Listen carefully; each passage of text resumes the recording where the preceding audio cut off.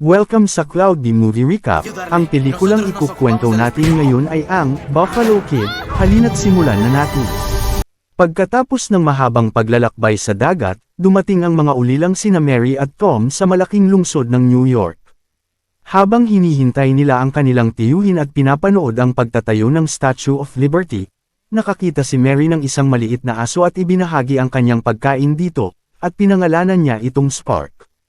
Lumipas ang ilang minuto at hindi pa rin nila makita ang kanilang tiyuhin. Nang maalala nila na may address ang liham na natanggap nila mula rito, nagpasya silang sundan iyon dahil kailangan nila ang pirma ng lalaki sa loob ng mas mababa sa 2 linggo. Sinubukan ng magkapatid na bumili ng tiket sa tren, ngunit nalaman nilang hindi nila maaaring gamitin ang kanilang perang Irish dahil US dollars lamang ang tinatanggap sa New York. Napagtanto nilang kailangan nilang humanap ng paraan para kumita ng pera. Nagsimulang tumugtog ng violin si Tom habang si Mary naman ay tumutulong sa pagdadala ng mga bagahe ng matatandang pasahero kapalit ng tip. Ngunit hindi pa rin sapat ang kanilang kinikita para sa tiket, at nagsisimula na silang mawala ng pag-asa nang makita ni Mary ang isang grupo ng mga batang papunta sa tren. Agad niyang sinabihan si Tom, at nagpasya silang sumabay sa grupo upang makalusot sa gate. Pagkalipas ng ilang minuto, nakaupo na ang lahat, at nang mapansin ng 2 batang babae na wala silang maupuan, ibinigay nila ang kanilang mga upuan sa magkapatid. Nagpasalamat ang mga ulila at habang nagpapahinga, nakilala ni Mary si Nick, isang batang may paralysis na kasama sa grupo. Biglang tumahol ang aso at napansin ito ng tagapangalaga na lumapit sa kanila. Walang pag-aatubili, sinabi ni Mary na hinahanap nila ang kanilang tiyuhin dahil pinadala sila ng kanilang lola upang doon tumira. Ipinakilala ng babae ang sarili bilang Eleanor at ipinaliwanag na lahat ng bata sa tren ay mga ulila na pupunta sa kani-kanilang bagong pamilya. Nang marinig ito, sinabi ni Mary na sila rin ay pupunta sa bagong buhay kasama ang kanilang tiyuhin. Pinayagan sila ni Eleanor na manatili at maging komportable sa biyahe. Habang nagpapatuloy ang paglalakbay, nagising si Tom at napansing wala si Mary. Hinanap niya ito at nakita niyang nakikipaglaro sa ibang mga bata. Nang may dumating na staff, nagtulungan ang mga bata upang ilihis ito habang nagtago sina Mary at Tom sa lagayan ng bagahe. Dahil dito, hindi sila nahuli at nagdiwang ang mga bata. Nang hamupa ang sitwasyon, kinausap ni Mary si Nick at tinanong kung bakit hindi siya makagalaw. Ipinaliwanag ni Eleanor na ipinanganak siya na ganoon ngunit nakakapag-communicate pa rin gamit ang kanyang mga mata. Samantala, pumunta si Tom sa unahang bahagi ng tren upang masilayan ang lungsod. Sa daan, nabangga niya ang isang misteryosong lalaki na nakahulog ng baril, ngunit agad din itong pinulot. Pagdating niya sa unahang bahagi, tumalon si Spark upang habulin ang isang kalapati. Sinubukan ni Tom na pigilan ito at muntik nang mahulog ang aso. Nakita rin nila ang isang batang naligaw sa bahagi ng uling at tinulungan ito ng mga inhinyero. Ikinwento ni Tom na ang kanyang ama ay isang inhinyero rin sa Ireland, kaya natuwa ang mga ito. Kinabukasan, dumating ang tren sa destinasyon at naghiwa-hiwalay na ang mga ulila kasama ang kanilang bagong pamilya. Ngunit si Nick ay tinanggihan ng mag-asawang dapat sana'y aampun sa kanya dahil ayaw nila ng batang may kapansanan. Labis itong ikinalungkot ng bata at ibinalik siya ni Eleanor sa tren, kung saan inalaw siya ni Mary. Bago umalis ang tren, may dumating na misteryosong lalaki at kinausap ang isang matanda. Dito nalaman na plano nilang nakawan ang tren at may dala silang mga armas na nakatago sa pekeng malita. Habang sinusubukang pasayahin si Nick, naglaro sila ng barahan ni Mary at tinulungan pa ni Spark ang bata. Kalaunan, pinatulog sila ni Eleanor. Ngunit muling dumating ang empleyado kaya nagtago sina Mary at Tom sa ibabaw ng tren.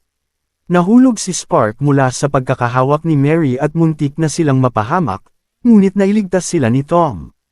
Huminto ang tren upang mag-refuel at napansin ni Mary na pinapanood ni Nick ang mga buffalo. Naisip niyang dalhin ito upang makita ang mga hayop.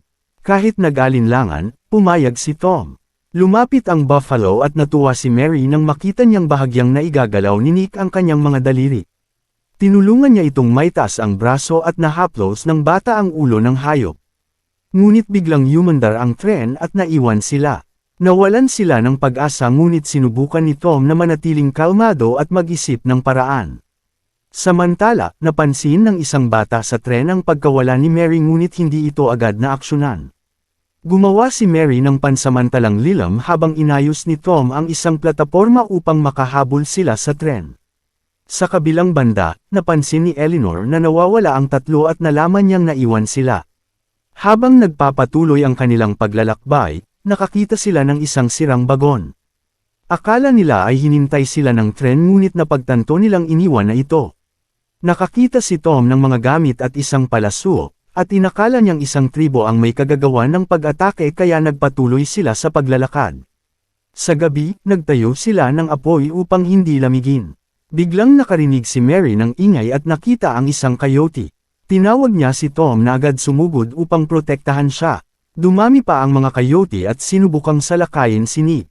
Pinrotektahan siya ni Mary habang si Spark naman ay kumagat sa isa sa mga hayop. Dahil napapaligiran na sila, sinigawan ni Tom si Mary na tumakbo papunta sa plataporma. Upang mailihis ang mga hayop, tumakbo siya palayo dala ang sulo habang sinusundan siya ni Spark.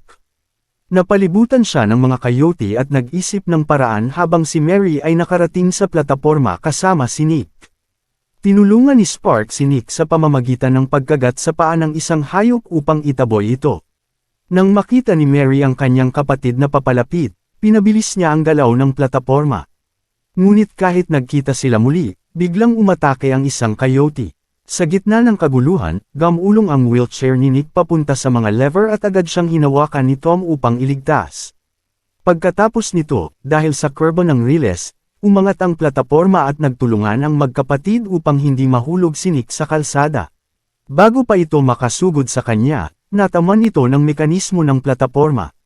Dahil dito, nakatakas ang tatlo mula sa ambush at nagpasalamat si Mary kay Nick sa kanyang tapang.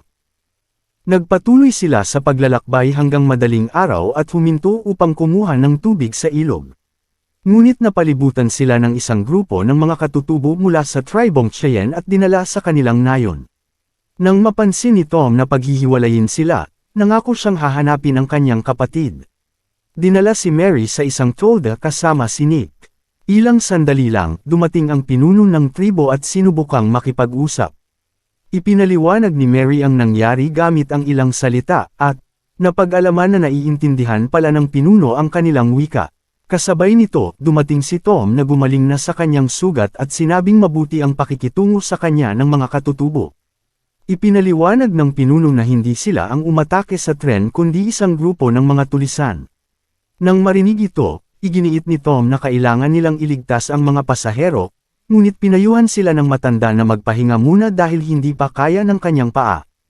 Ipinakilala niya ang sarili bilang si Yellow Wolf, ang pinuno ng tribo. Maya-maya, dumating ang isang batang babae na naglalaro kasama ang batang kalabaw at ipinakilala bilang si Red Moon, ang kanyang apo. Nang makita siya, agad na nahulog ang loob ni Tom ngunit bago pa siya makausap, natamba siya ng batang kalabaw at napahiya. Kinabukasan, ginaisang sila ni Moon at isinama sa iba't ibang gawain. Natuto silang gumamit ng pana, sumakay sa kabayo, at iba pang kasanayan. Ipinakita rin nila sa mga Cheyenne ang kanilang mga laro sa lungsod. Sa pagtatapos ng araw, nakatanggap ng babala si Wolf tungkol sa pagdating ng ibang tao sa lugar. Napagtanto ng pinuno na kailangan nang umalis ang mga bata. Nagpasalamat ang mga ulila sa lahat ng itinuro sa kanila at binigyan si Nick ng sipol bilang simbolo. Sa kanilang pag-alis, nakasalubong nila ang mga tulisan sa tren ngunit hindi nila alam kung sino ang mga ito at inakala nilang mga ordinaryong pasahero lamang. Nagsinungaling ang lider ng mga tulisan at sinabing ligtas ang ibang pasahero at inatake sila ng mga Cheyenne.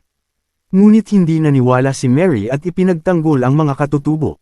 Hinimok sila ng mga tulisan na sumama upang patunayan ang sinasabi nila. Tanging si Spark lamang ang nakaramdam ng masamang balak ng mga ito. Pagdating nila sa isang minahan, napagtanto nilang bihag ang mga pasahero at pinagtatrabaho ng mga kriminal. Ngunit huli na ang lahat at agad silang nahuli. Sinabihan silang magtrabaho o papatayin. Tumakas si Spark upang maghanap ng tulong. Sa minahan, natagpuan sila ni Eleanor at labis siyang natuwa na ligtas sila. Ngunit pinarusahan si Tom ng isang tulisan at nahulog sa lupa. Ipinagtanggol siya ni Eleanor, ngunit isang pasahero ang sinaktan ng kriminal. Nagpaputok ang leader ng baril at ipinakulong ang lalaki bilang parusa. Samantala, si Spark ay nakarating sa isang kuta ngunit natakot sa isang coyote at napilitang tumakas. Kinabukasan, nagpatuloy ang mga bihag sa trabaho sa masamang kondisyon. Nakakita sina Mary at Nick ng mga ligaw na berry at naalala ni Mary na nakakalason ang mga ito, kaya hindi nila pinitas. Kalaunan, inutusan silang magdala ng tubig sa leader. Habang naroon, narinig nilang balak ng mga tulisan na patayin ang lahat kapag natapos ang pagmimina. Dahil dito, nagplano sila ng pagtakas. Naalala ni Nick ang sipol na bigay ng pinuno ng Cheyenne, at nagpasya silang gamitin ang mga nakaw-alasong berry bilang distraction habang tatawag sila ng tulong. Kinagabihan, hindi makatulog si Mary kaya tumugtog si Tom ng violin. Nakinig ang lahat at may isang lalaki na nagsabing paborito iyon ng kanyang kapatid. Ipinakita ni Mary ang litrato mula sa kanilang lola, at napagtanto ng lalaki na siya pala ang kanilang tiyuhin na si Newman. Ikinwento ni Newman na nahuli siya ng mga tulisan kaya hindi niya sila nasundo. Kinabukasan, dinurog ni na Mary at Nick ang mga berry at inilagay sa tubig ng mga tulisan. Nagsimula ang plano ng sirain ni Newman ang isang haligi ng minahan at magkunwaring may pagguho. Nang magtipon ang mga tulisan, nagsimulang maramdaman ang epekto ng berry at nagkagulo. Sinamantala ito ng mga bihag at nakatakas gamit ang isang kariton. Tinulungan sila ni Eleanor at napigilan ang mga tulisan. Habang tumatakas, pinabilis ni Tom ang kariton at ginamit ang wheelchair ni Nick upang mas bumilis. Lumaban si Newman sa mga kriminal ngunit nasugatan. Sa huli, nakatakas sila at naglakbay sa disyerto habang hinihipa ni Nick ang sipol. Nang halos sumuko na sila, dumating si Spark kasama ang mga pulis. Kasunod nito, dumating din ang mga Cheyenne. Ipinaliwanag ni Mary ang sitwasyon kaya nagkaisa ang lahat upang iligtas ang mga bihag. Nagplano sila ng paglusob. Pumasok ang mga Cheyenne ng walang armas at pinatumba ang mga bantay. Sa tulong ng pulis, natalo ang mga tulisan. Samantala, nailigtas ni na Tom at Mary ang mga bihag habang tinulungan ni Moon ang kanyang lolo. Nahuli ng leader ng mga tulisan si Mary ngunit nagsakripisyo si Nick at pinatakbo ang kanyang wheelchair upang mailigtas siya. Dahil dito, nabangga ang leader at natabunan ng ginto. Ngunit nawala ng lakas si Nick pagkatapos. Nakiusap sina Mary at Newman na lumaban siya. Nang makita niya ang kalabaw, naalala niya ang mga sinabi ni Mary at muling nagkaroon ng lakas. Sa huli, binigyan siya ni Wolf ng sombrero bilang simbolo ng kanyang tapang. Nagdiwang ang lahat sa kanilang tagumpay. Pagkalipas ng ilang araw, nagsimula ng bagong buhay sina Eleanor at Newman at inampon nila si Nick. Masayang tinanggap ng bata ang bagong pamilya, at sabay-sabay silang naglakbay patungo sa panibagong simula kasama si Spark.